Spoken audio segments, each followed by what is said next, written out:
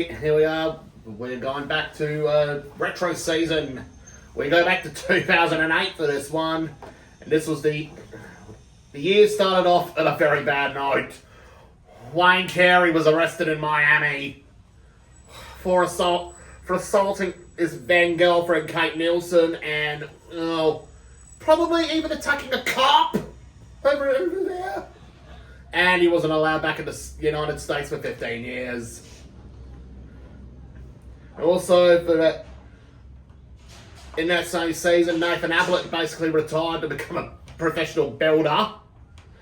As for the Western Bulldogs, they started the year off with Brian Harris changing his surname to Lake after he just had his firstborn baby. Now we start now for the NAB Cup in this one. Well, the year started off in July and February. Adelaide booted 4 super goals, 15 goals and 10 behinds, 2 thrashed Collingwood. It was looking like it was going to be a long year for the Magpies. While the upset of the first round of NAB Cup came when a Chris Juddless Carlton managed to beat Port Adelaide. While in the quarterfinals, it's been like Saturday Super Goal bonanza.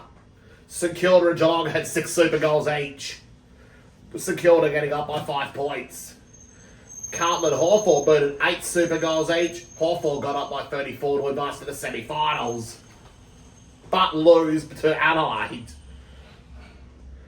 While in the practice matches around that time, Melbourne and the Western Bulldogs had the game called off with 12 minutes left due to a power outage in Bendigo.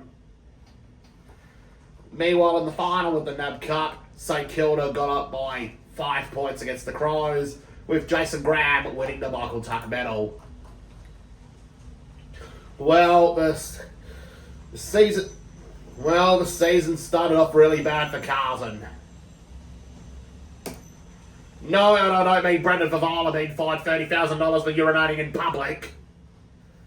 They lose by 30 points to Richmond on Chris Judd's first game for the Blues. Matty Richardson kicked 5 for Richmond. Another significant game happened that round was Brad Johnson's 300th game. And oh boy, the Smiling Assassin had a very good game with 5 goals. Do you want a bacon roll? Yes. Anyways, we're back. Brad Johnson kicked 5 that game for the Bulldogs, including the winner. Brett Burton kicked 5 that game for the Crows. Nathan Buck had the chance to win the game after the siren. His shot was off. And now we move on to round 2. Brisbane and Collingwood played out a thriller at the Gabba, with 27 minutes gone in the last quarter. With 25 minutes gone in the last quarter, Jad Adcock would put Brisbane in front after Collingwood led by as many as 18 points. It was looking like Collingwood were going to win the match. Meanwhile, at the MCG, there wasn't much to report in round 2. The biggest win that round was Geelong handing Essendon a nearly 100-point loss to Telstra Dome. Round 3, what a comeback for the Western Bulldogs. 37 down in the first quarter against the Saints. Comeback to win by 38 points. What a comeback by the Bulldogs. It was a team effort with Mitch Hahn, Ryan Griffin, and Jason Ackermanis beating 9 goals each. Another significant game happened at the MCG. Manny Lloyd kicked 4 goals for Essendon on Saturday night, with Mark McVeigh kicking 4. While for Carlton, it was all Favala, 8 goals. But the end result was Carlton 21-834. Most scores that actually win you a game. That score would win you a game these days. But it didn't. Essendon 23-12 won 50. another significant game happened that round was in the showdown.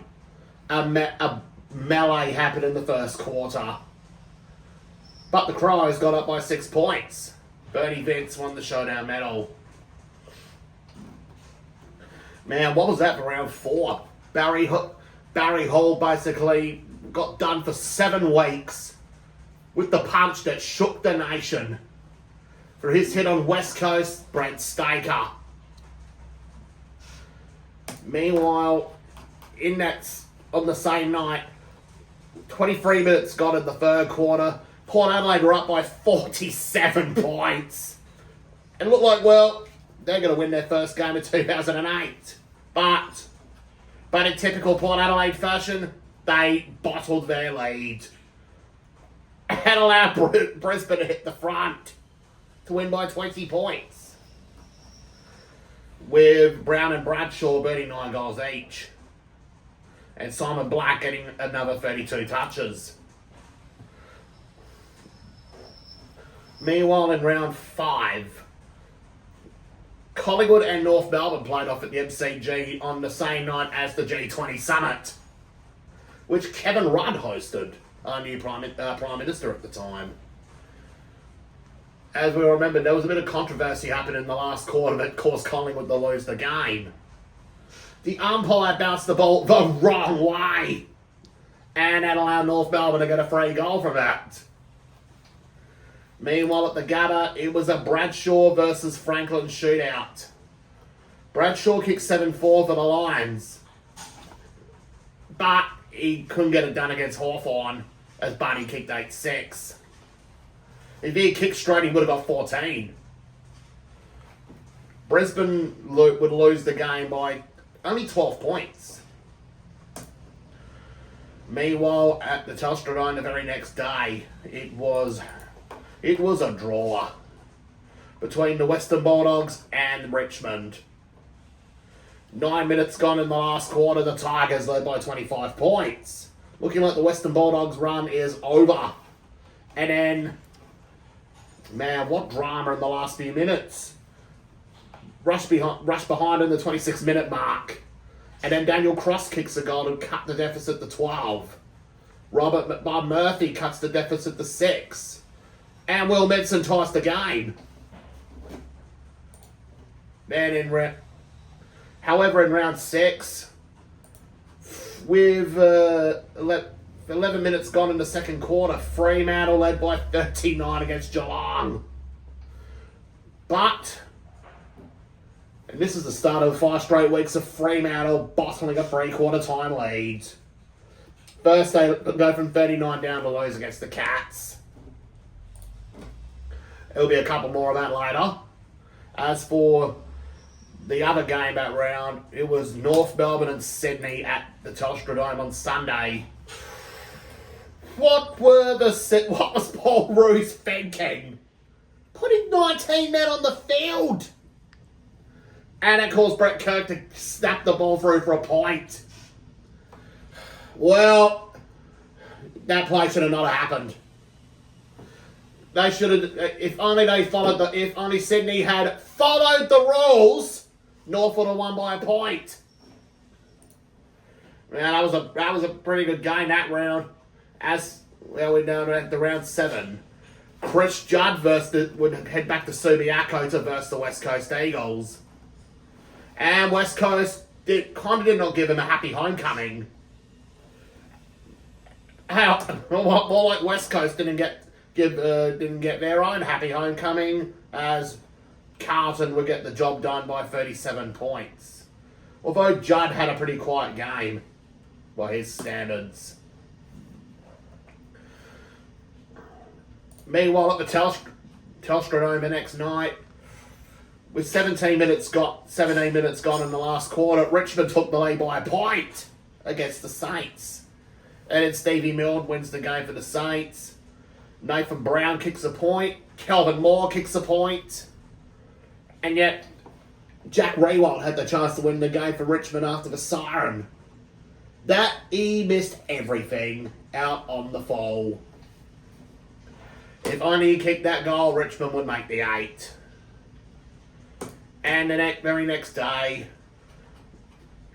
in the second quarter, Fremantle led by 50 points at half time. Looked like the Dockers are going to win. But in typical Fremantle fashion that year, they kind of collapsed. They allowed Melbourne to win by 6 points. And for this, Austin Wanamiri to become the newest cult hero that round. He kicked 3 vital goals in the final quarter, including the winner. That was a morale boosting moment for Melbourne fans. Meanwhile,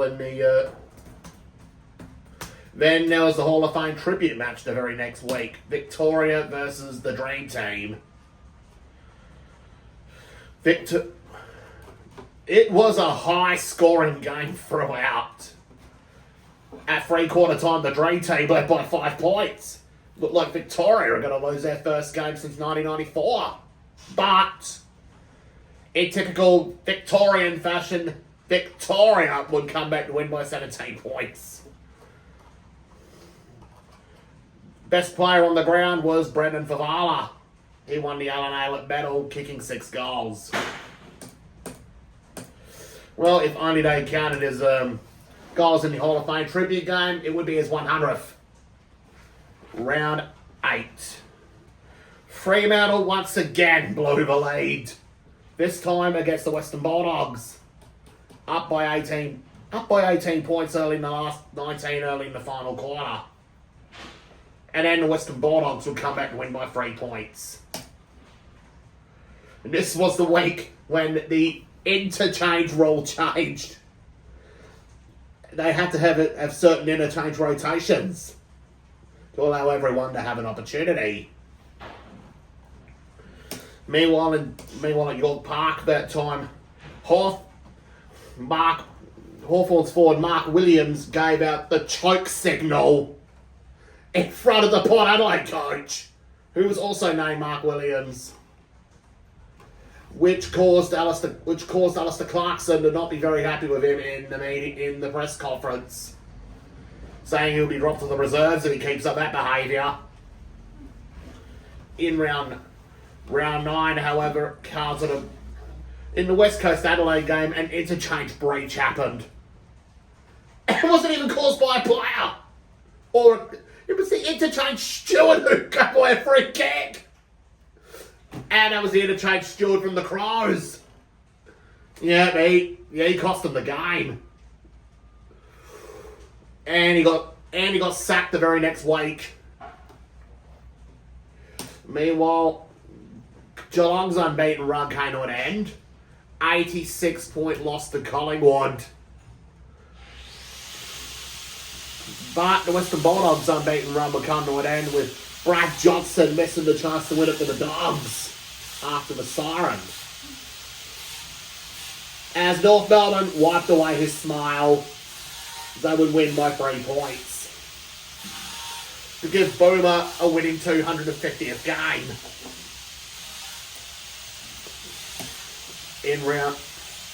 Meanwhile, in round 10, the Western Bulldogs will give Hawthorn their first loss of the year, 32 points in Tassie. Fremantle once again blew a lead. I remember they blew it against Carlton the previous week, and he did it again against Port Adelaide. Freo had a 20-point lead in the second quarter. Oh man, how did they allow Port Adelaide to win by 28 in Perth? Round 11, Gary Ablett was Superman that week. 39 disposals. He had 4 goals. Very virtuoso performance there against North. Meanwhile at Subiaco, West Coast led by 33 at quarter time against the Sydney Swans. In round 11, West Coast had to lead by 33 at quarter time. Looking like an upset's brewing. But just like their crosstown neighbours, they collapsed the lead. They lose by 5 against the Swans. Meanwhile, Meanwhile, at one stage in the first quarter, Richmond led by 24 points against the Crows. But they allowed the Crows to win by 50 points. Now, what a comeback that was from Adelaide. In round 12, however, Fremantle break their duck and beat North. While for the Adelaide Hawthorn game, the Crows had many chances to win the game. They were up by 2 points in the last quarter, and then Luke Hodge became cool hand Luke, gives Hawthorn a 4-point lead, and that kick-started Hawthorn's great run against the Crows in recent years. In round 13, however, Port Adelaide's season was declared finished as they lost by 4 points against Richmond. Although they trailed by 30 in the third quarter. It was looking like, well, game over pretty much for the Power. Meanwhile, the most relaxed coach that week was Bomber Thompson. During one of the quarters, he was eating a sandwich in the coach's box, considering Geelong were up by that much against West Coast. Well, you know what? That's what happens when you're up by 100 points. You always find a way to have a cheeky sandwich. I reckon other coaches might have done that recently when teams are winning by that much. In round 13, however, Favola's 7 was not enough to beat Essendon.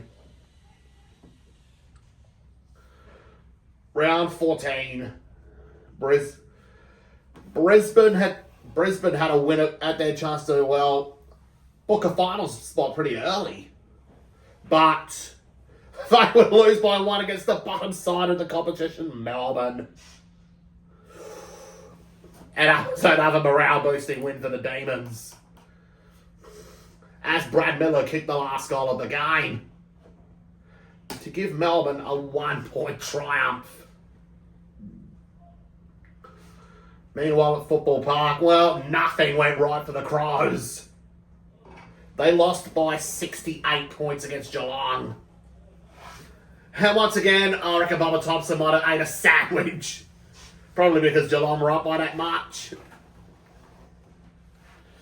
Meanwhile, in round 15, Dean Solomon, he was a very naughty boy. His season was over after what he did to Geelong's Cameron Ling, which nearly disrupted the Cats' premiership chances.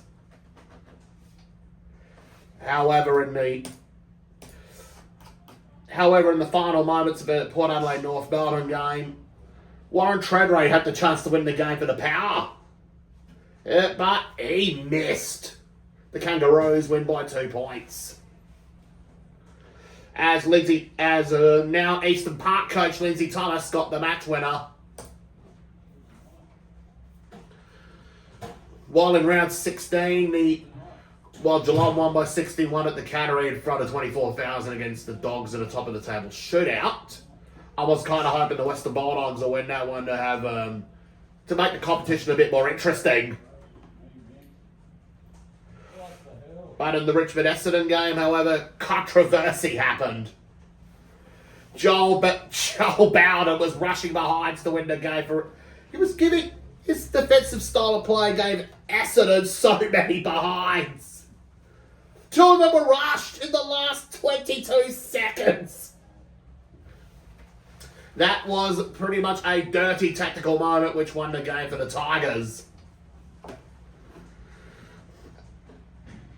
If those 6 behinds were actually goals, Essendon would have won that match. Meanwhile, in round 17, Hawthorn and Geelong played out another top-of-the-table shootout in front of 86,000 at the MCG. Geelong won by just 11 points. St Kilda lost the upset of the round against the Eagles in Perth. Carlton basically disrupted the Bulldogs' chances of finishing top. Meanwhile, in that same round at the Telstra Dome, Joel Bowden had the chance to win the game for Richmond again. This time, it's on the attacking end, as he slotted through the winning goal. Now in round 18, however, oh my days. Matty Lloyd, he was back to his best. 8 goals and a mark of the year. According to the commentators, he was back to his 2001 form from when he was kicking 105 goals that year. But, however, the Adelaide and Carlton, there was a pretty good game as well. Crows won by 8 points versus several 8-point results. Then we head to round 19. Well, Heath Shaw and Alan Dynack did something very stupid. They caused a car accident while under the influence of alcohol and lying to Nick Morehouse. No wonder why their seasons was over. They brought in Chris Stores and the late John McCarthy as their replacements. Collingwood beat St Kilda with these replacements at the side. Adam Goods booted 8 against Fremantle on the same night. Well, the worst game of the round was on Friday night. Tom Will's round. Melbourne lost by 116 points. I think out of the 34,000 that showed up to that game, well, the majority of the fans were actually Geelong supporters. Well, were they in the first quarter of the bet? They conceded 61 points unanswered. I don't think they had an answer that night. Now we head to round 20.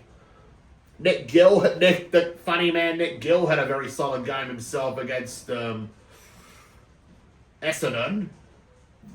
Melbourne win the bottom of the ladder match against West Coast, but it wouldn't be enough to get them off the bottom of the ladder, as West Coast had won another game the previous week.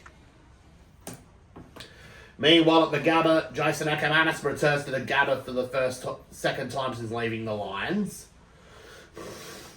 However, there was a bit of a political fashion in that game. Prime Minister Kevin Rudd was at the match. Kevin Rudd was very excited to see his boys win by 11 points and keep their season alive. Meanwhile, on Sunday, Buddy Franklin had this chance to kick the ton. Buddy kicked 3 goals, 6. Richmond stopped him from getting the ton as he was restricted to 94. Round 21. Robert Harvey would play his last home and away game at home after a distinguished 21-year career. But, however, in the same afternoon, Geelong just could not stop winning that time as they won again, this time against North. Meanwhile, at Subiaco in round 21, Buddy had another shot to get his ton.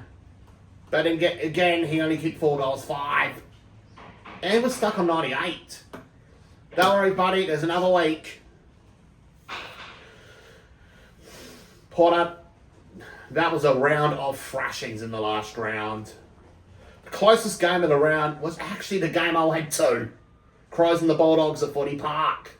Crows by just 9 points. Meanwhile, over at the Telstra Dome later that night, Buddy kicked his ton. Shame I missed watching it live. But I got home in time to try to see Favala get his ton on the same night. But unfortunately, he couldn't get it done. If only the timekeeper had enough time, the crowd would have been out of their seats again. This time to celebrate Fev kicking his 100th. Although the Blues would lose by 78 points. Man, it's a shame the 32-minute mark in the last quarter was a rush behind instead of the Fev goal. Meanwhile, there was more thrashings happened that time. Port Adelaide won by 76 against North. That ruined Shannon Grant's 300th. Geelong won by 99 against the Eagles. Richmond belted Melbourne by 80 points. Richo didn't even get a vote. Meanwhile, at Telstra Dome on Sunday night, what was going on with Essendon? 5 goals, 9 against the Saints. Lloyd kicked one. Man, it was the start of 2009, Matty Lloyd. That was his worst season up forward at Essendon. Nothing could stop the Saints that time with Milne 7 and Rewalt 4. Meanwhile, in the finals, Hawthorn would beat the Bulldogs, Buddy kicking another 8. Collingwood would end Adelaide's season in a whimper. Shannon Grant's career would end against his old club Sydney. While Geelong got up against the Saints. Semi-final week, Bulldogs took care of Sydney, and the Saints took care of Collingwood. Prelim final, Cats got it done against the Dogs to book a grand final spot, while Hawthorn would book the other grand final spot on Saturday night, winning by 54 points against Robert Harvey's Saints. That would give Robert Harvey a losing send-off. Meanwhile, on Monday night, Adam Cooney won the Brownlow Medal, with Kate Sobrano performing at the Brownlow Medal ceremony. Not just covering Robbie Williams' Let Me Entertain You, she was also performing though when the Saints go marching in for retiring Robert Harvey. Reece Palmer would win the Rising Star over the likes of Cyril Rioli. Reece Palmer didn't deserve. I think Cyril should have won the Rising Star that year. This is my personal opinion. Personally, I reckon Trent Cotchin should have finished second, as they both had pretty good careers. Meanwhile, in the grand final, Geelong played against Geelong and Hawthorn would square off. Look at the amount of rush. There was a record for the amount of rush behinds kicked in a game.